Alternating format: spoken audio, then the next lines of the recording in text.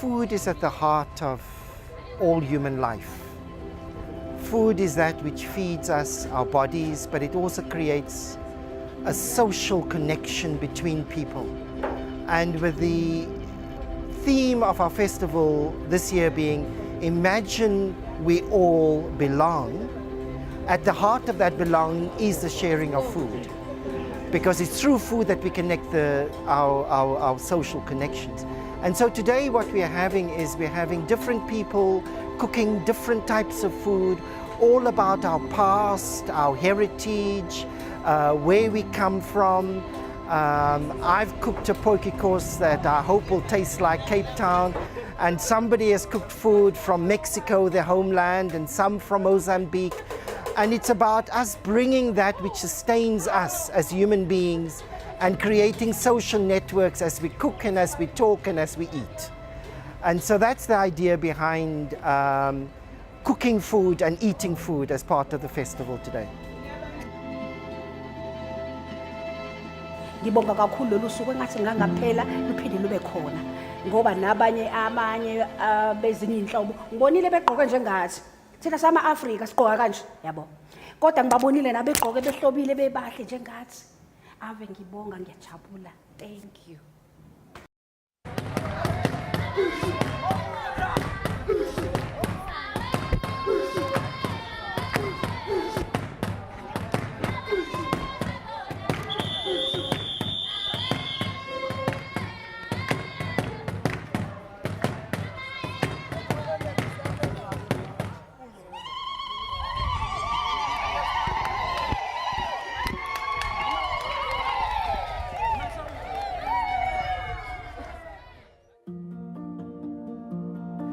One of the highlights, of course, was our conversation with the two cartoonists, Kapson Gadi and Brandon Reynolds, where they explained to us and exhibited their art form of cartoons, and that cartoon art is really an art form in which we punch up, as Brandon had said, in which we remove the space between those who are in power and lording it over us and the population.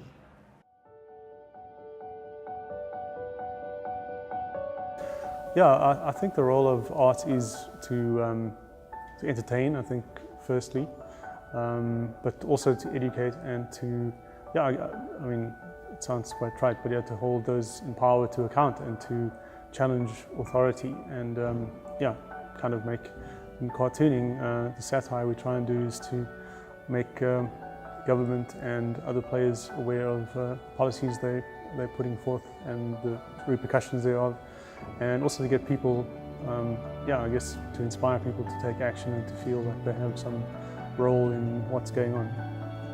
There's quite a lot we have to do. You know, I think as cartoonists, we have a role, a very, very crucial role to play, also to help our government. I think we have to change our thinking, or we have to change our way of thinking against our government. I think we have to try by all means. Let me put it this way. I think we can turn cartooning to be the powerful weapon to educate people, rather than to use cartooning as something that we have to pick on somebody else, or we have to pick on any other political issues. I think it's time for us as cartoonists to try and assist the government by all means. Let's put our skill there, try to use it to make awarenesses. Let's educate our government actually that this is what people from the ground want. This is what the disadvantaged people are expecting from him. You know, rather than saying, because if you keep on focusing on government, it seems as if it doesn't work for us, because there's nothing seems to be changing.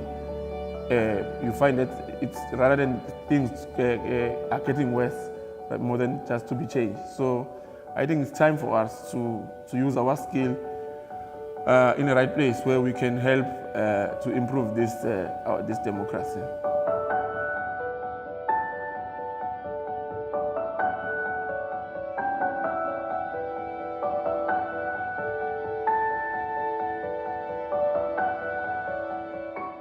This is a learner's workshop where, as part of the Film and Arts Festival, we wanting to bring together young people from different schools. So we're mixing township-based schools,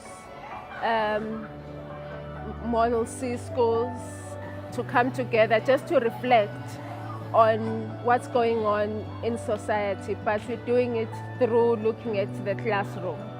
Because for us, the classroom is a typical way in which the system begins to develop a kind of an individual that works within a system.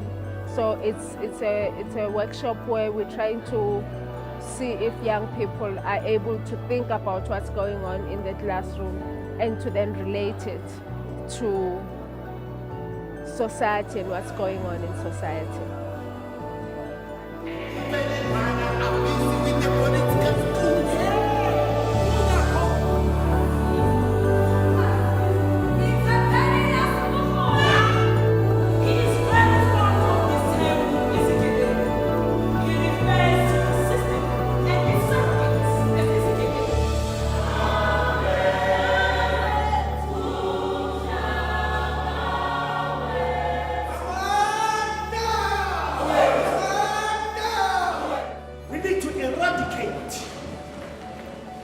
The hinder that will disturb our new struggle. Budawa, Bukebengu, drug abuse. Comrades, remember that there are whites, colors, Indian people who contributed a lot to our struggle. So now, there is no more one settler, one bullet. Remember the Freedom Charter. It says, this country belongs to everyone who lives in it. Amandla! Amandla! Amandla!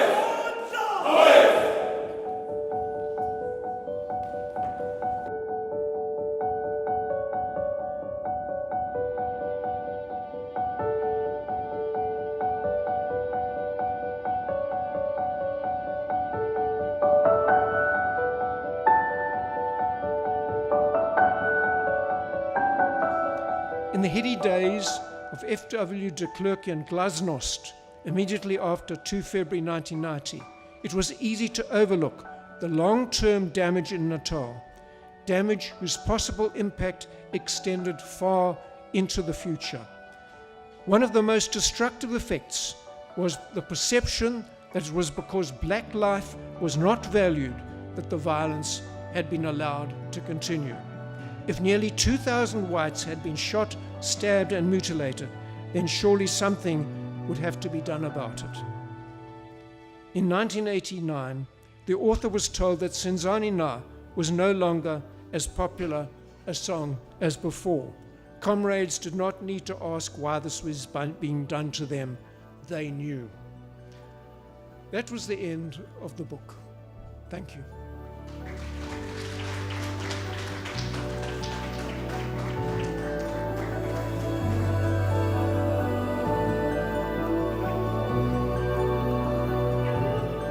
I watched the film on racism, Voices in the Streets in Maritzburg.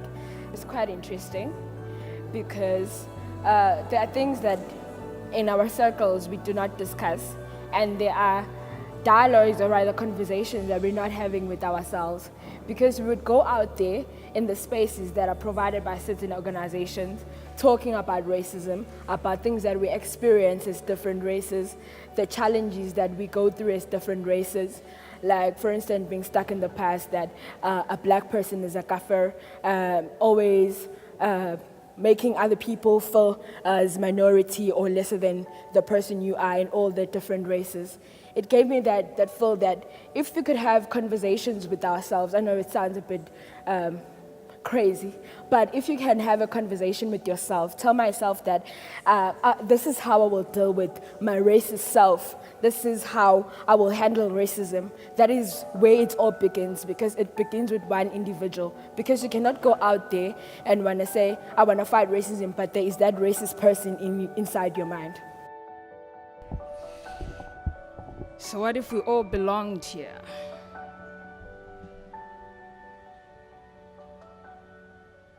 There are citizens who get by, and those who can buy, who sleep belly full yet still growl, sleep easy yet wake up to nightmares, can afford but owe attention too much, speak of change but walk backward, have enough but ask for more, fat but it's some more, or brain never gets it all, if any at all it's true.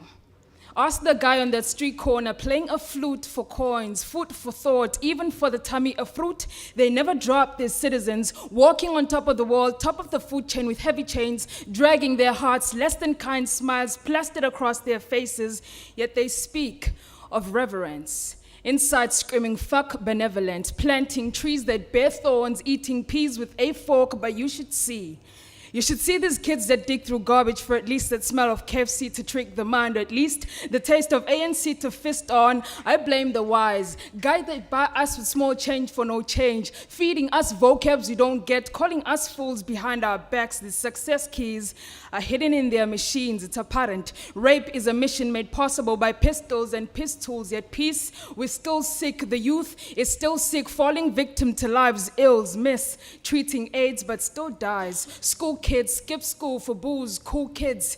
We have swallowed silence for way too long. It's time to regurgitate, to educate each other and meditate on the truth. Some of these citizens have a nerve to tell us to shape up or ship out. We were never shipped, if anything. We shaped this place to what it is, slavery. Eradicated? Bullshit. In the bundus, we still use it to polish our flaws. Our flaws are bare for the world to see and mark us. Used for mock-ups to present overseas, yet none of us oversee the slideshows. This shows how much we need to modify here, unify peers. Yes, here, pressure mounts and covers us, blowing up our starved tummies, teen mummies of babies never born. It's a trend. Yes, here, we are bought kids. To hell with innocence, kid. We are from the struggle. We form the puzzle, reform this jungle. We hunt the hunters dry, bartender skis, guitar strings to identify what we need to quench our savannah thirst, obsessed with the idea of being told you are free, bees. Yes, BEEs, we are free like swamps. Slums are buzzing like pests, annoying the crap out of government, wanting to crush us citizens, feeding us poisonous isms with the aim of killing us in our sleep. Eyes wide shut, we keep sipping.